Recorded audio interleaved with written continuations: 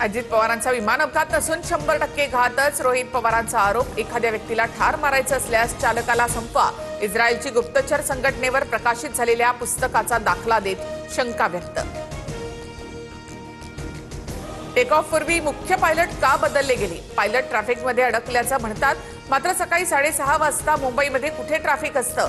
दारू पिण्याचे track record असतानाही तो पायलट दादांना का दिला? रोहित पवारांचा गंभीर आरोप. विमान कंपनी पायलट हँडलिंग कंपनीवर रोहित पवारांचा शंका.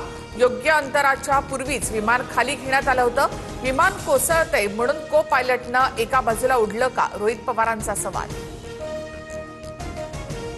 अजितदादा 27 जानेवारीला संध्याकाळी मुंबईहून पुण्याला गाडीनं जाणार होते, मात्र पूर्व विदर्भातल्या एका मोठ्या नेत्याला भेटायचं असल्यामुळे दादांना उशीर झाला का? विमान अपघातावर शंका व्यक्त करताना रोहित पवारांचा आरोप कोणाकडे? विमानाचा ट्रान्सपॉन्डर आतून बंद केला का? पायलटनं रनवे 29 ऐवजी रनवे 11 ची परवानगी दोनदा का मागितली? विमान क्रॅश करण्याचं इंटेन्शन होतं का? रोहित पवारांचा आरोप. स्वतःचं विमान पाहिजे असं दादांना का वाटत होतं? अजितदादा प्लास्टिक बॉटलऐवजी काचेच्या बाटलीतून पाणी का पित होते? त्यांना आधीच कुणकुण लागली होती का? रोहित पवारांचा दावा.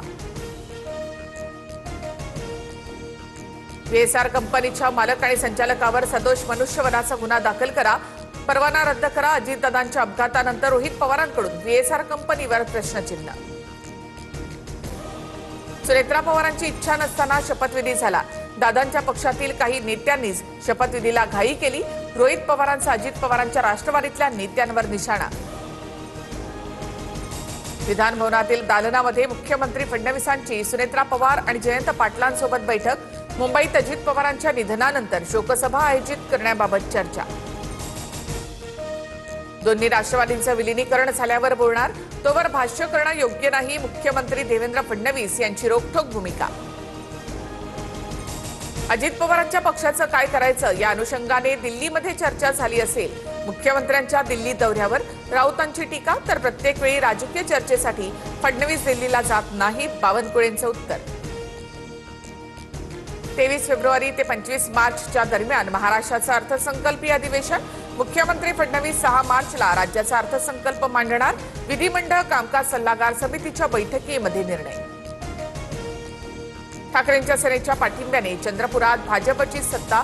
भाजपच्या संगीता खांडेकर एका मताने महापौरपदी नियुक्त, तर ठाकरेंच्या शिवसेनेचे प्रशांत दानव यांची ईश्वर चिठ्ठीद्वारे उपमहापौरपदी निवड. अप्रत्यक्ष राजकीय भूमिका घेण्याच्या भानगडीत पडू नका.